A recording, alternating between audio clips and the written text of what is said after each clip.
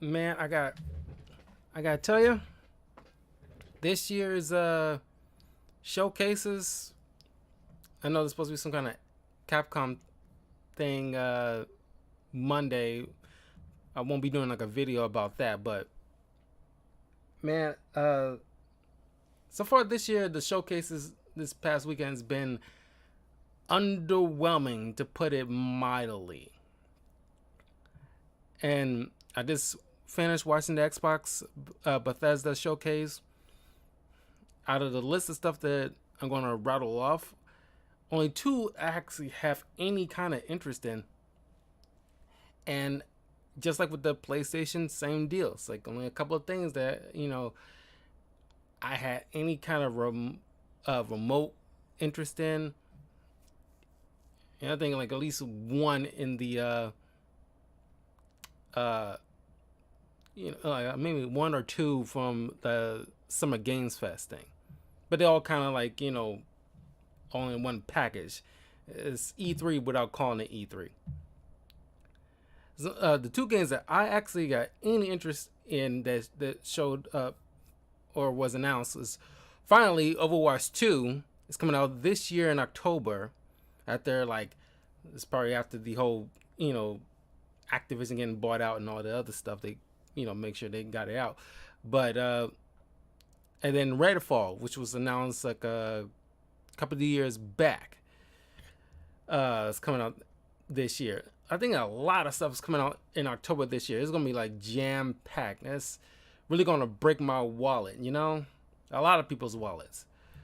But here's the stuff that I should have done this in the past couple of showcases. But for the Xbox stuff, they only revealed Starfield, Redfall, Hollow Knight, Silk Song, Riot Games partnership, like the League of Legends things, Forza Motorsport, Arc 2 with the Van Diesel game, Minecraft Legends, Pentiment,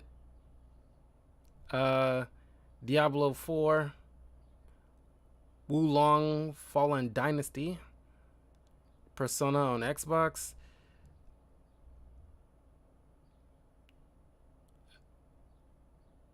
Scorn, Fallout 76, a Plague Tale, High on Life, Microsoft Flight Simulator, Ara, Naraka, Grounded, As Dusk Falls. This really, I think like that looked kind of Dolesville to me out of all of them. Flintlock, Lightyear, Frontier, Sea of Thieves, Cocoon, and Ravenlock. And a couple of these things, I gotta tell you, one of them looks like pretty much like Honey I Shrunk the Kids, the game, and the other looks pretty much Alice in Wonderland. And it's like, besides those things, it's pretty much like exactly where they got the idea from. The other stuff, if you thought like the Summer Games Fest was pretty much like hampering on the same theme of space horror shooter, this one's really hampering on like medieval shooter kind of thing. Not mixed, well, maybe one or two kind of feel like they mixed together, but by and large, it's either like medieval stuff or just shooter. And it's like, I don't know, this past, I mean, maybe PlayStation was slightly better, but by and large, I just felt like underwhelmed with these showcases. Like granted, most of the stuff we've seen so far this weekend has been like original IPs. Like a good chunk has been original IPs. I give them that, because you don't want to, hit us over here with so much remasters, and very few original ideas. But I'm pretty sure that some people might find some of these stuff appealing. Me personally, I could not care less with any one of them aside from Redfall and Overwatch 2. Oh, by the by, let me just go ahead and just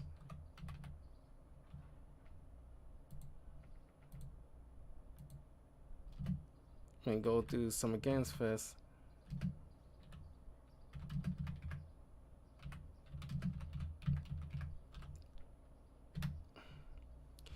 Well, Summer Games Fest, what they announced: Aliens: Dark Descent, American Arcade. That's the game that I was trying to recall the title of in my Summer Games Fest review. Which, by the way, you can check out my full thoughts on that and the state of play up on my YouTube channel, youtube.com/talkativecarl. That's pretty much like the Truman Show mixed with, but instead it's like, if Truman was trying to escape Walt Disneyland. Call of Duty Modern Warfare. I haven't played a Call of Duty since like 3 or 4, and that's so long ago. And like, it's just like with Black Ops, the first one, because I didn't play that, but people was raving about it for such a long time about, because I wanted like a good combination of good campaign mixed with good multiplayer, and it's like I just need a good combination. And considering the company that makes up Call of Duty stuff has been bought up, and this was already in the waiting in the wings to be let out before the buyout. I don't think this will like rise to any kind of occasion. It's still like probably the last remnants of that company. So maybe, hopefully, by next Call of Duty, whenever that will be, because hopefully they would like the new bosses will slow this stuff down and not trying to chuck it out one every year. That's why I feel it's always so half-assed. Give it at least a couple of years, and then give us like a good a Call of Duty thing. Maybe I'll jump in on it. And none of that stuff stuck in Cold War or WW2. I think we harp on those eras long enough. But on the flip side of that, try not to get too crazy with like modern day future tech crap. Just standard guns of today. No laser guided system crap. Then we got Callisto Protocol, Cuphead, which I never found any kind of appeal to Cuphead.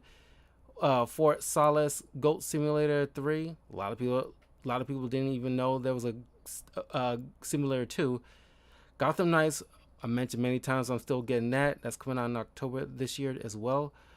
Honkai High Water, Layers of Fear 3. Marvel's Midnight Suns, it's another game I'm getting.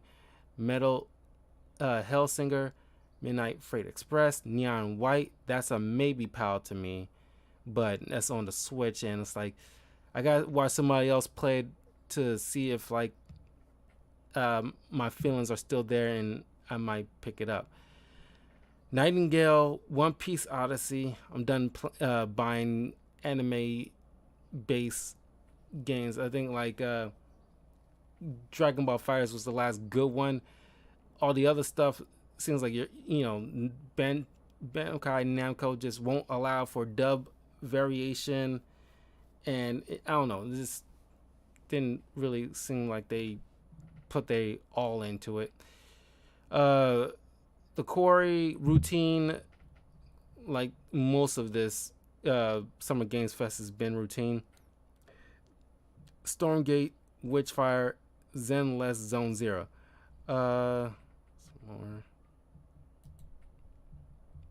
Street Fighter 6, of course.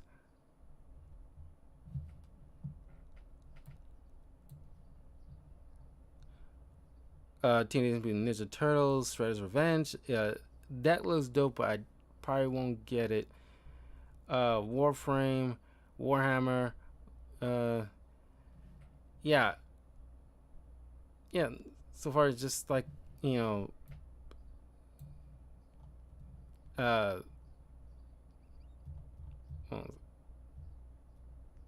Gotham Knights and Marvel's Midnight Suns. and they need to like chill on the Last of Us thing. Okay, the story is done, by all intents and purposes, and that whole zombie craze is, put to rest, kind of thing. At least for the most part, because I think that whole craze is worn out is welcome, and just want like Naughty Dog to like start making up some new IP.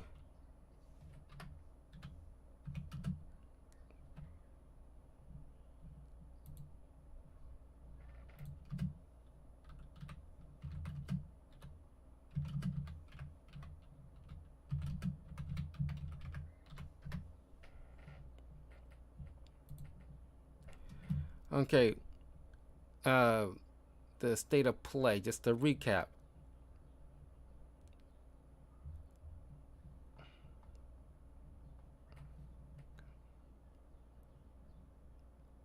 Oh, come on, load up.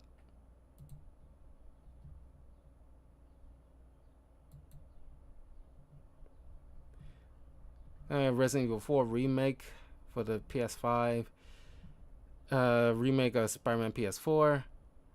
RE4 remake.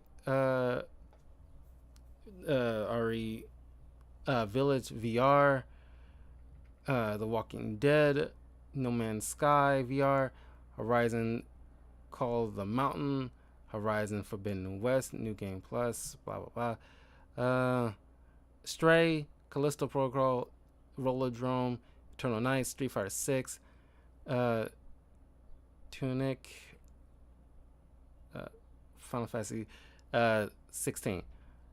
And from what I've overheard from other reviewers, since because I was hoping to like get something for FF7 Remake Part 2, but other people theorize is that since they don't want the same, they can't have two FF games being shown and competing with each other for customers' attention.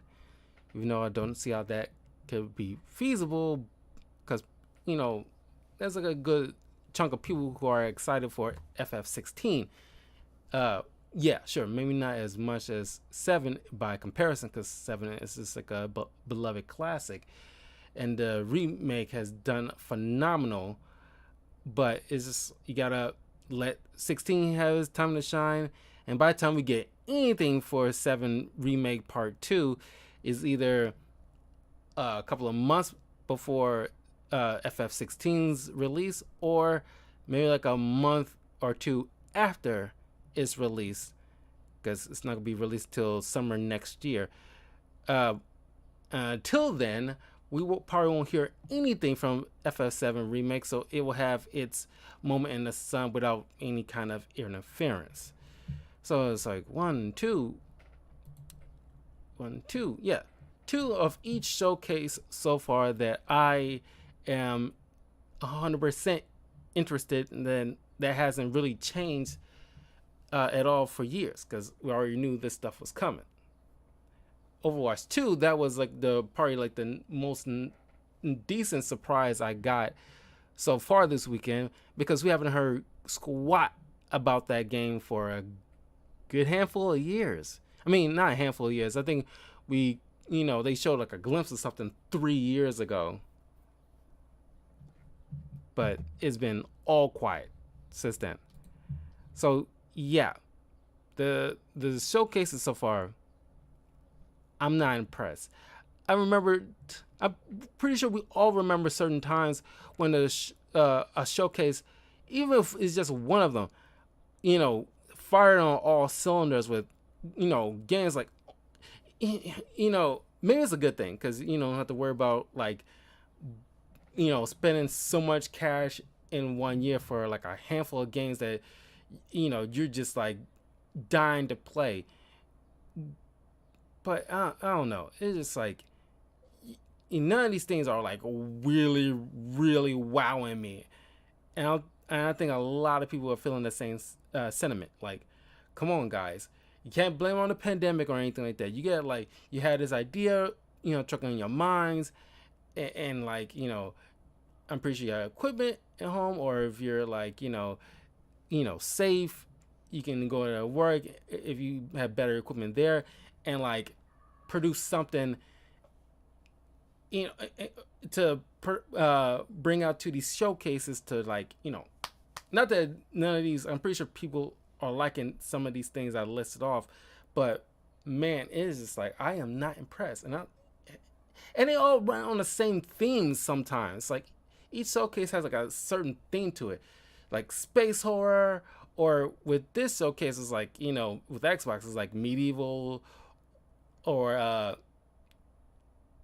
very D&D like crap, or just a shooter, or with space horror with like Summer Games Fest a couple of days ago.